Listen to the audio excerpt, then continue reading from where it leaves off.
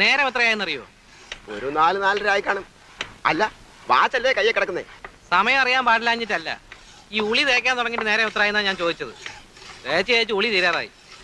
മേസ്ത്രി, ഇത്രയും പേര് പണിഞ്ഞിട്ട് പണിയൊന്നും ആയില്ലെന്ന് പറഞ്ഞാൽ ഒന്ന് വേഗം നോക്കണോ? നോക്കുന്നുണ്ട്. പണിയൊന്നും നടക്കുന്നില്ലെന്നേ ഉള്ളൂ.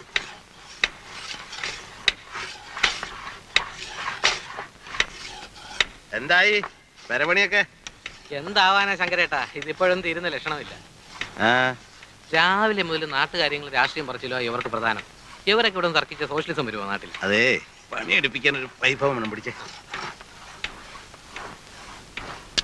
അപ്പോഴേ ഒന്ന് നിർത്തിക്കേ. പറയട്ടെ, അവനവൻ ചെയ്യുന്ന തൊഴിലിനോട് ആത്മാർത്ഥത വേണ്ടേ? വേണം. ഇത് നമ്മുടെ ചോറാ. പേർഷ്യയിൽ പോയെന്നരിച്ച് അവിടുത്തെ ഷേഖുമാരുടെ പണപ്പെട്ടി ഒന്നും ഇവനെടുത്തോണ്ട് വന്നിട്ടില്ല. എന്റെ ഒപ്പം പണിയെടുത്തിരുന്ന ഒരു വെറും സാധാ സർക്കാർ ഡ്രൈവറുടെ മകനായവൻ. ശങ്കരേട്ടാ, ഒന്നിങ്ങി വന്നേ. പണി നടക്കട്ടെ. ഉള്ള സമയം ഉപദേശികളേണ്ട. അത്ര നേരം ഒരു പണിയെടുക്കട്ടെ. അല്ല, നമ്മളൊന്നും അറിയാമത്തെ കിഴങ്ങന്മാരാന്ന് വിചാരിക്കരുതല്ലോ.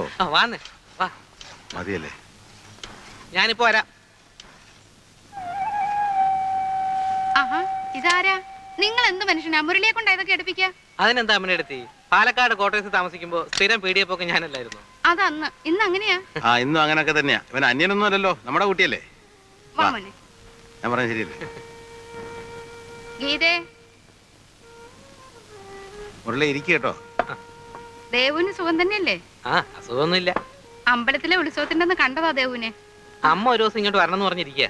മുരളി കാപ്പി എടുക്കട്ടെ? വേണ്ട, ഞാൻ ഇപ്പൊ കുടിച്ചു. പിന്നെ ഉണ്ണിയേട്ടാ എന്ത് പറയുന്നു? ഇന്ന് ലീവാ. ബാങ്കിന്റെ ചെയർമാനെ കാണാൻ പോയിരിക്കുക. മുരളി എന്നാ തിരിച്ചു പോകുന്നത്? ഗൾഫിലേക്കോ? ചിലപ്പോ തിരിച്ചു പോക്കുണ്ടാവില്ല. ഇവിടെ എന്തെങ്കിലും ബിസിനസ് നോക്കിയാൽ കൊള്ളാമെന്നുണ്ട്. എത്ര കാലം അന്യനാട്ടിൽ കിടന്നിങ്ങനെ. വീട്ടിലാണെങ്കിൽ അമ്മ ഇന്ദു മാത്രമല്ലേ ഉള്ളൂ. ഇന്ദു ഇപ്പൊ പഠിക്കാൻ പോണില്ലേ?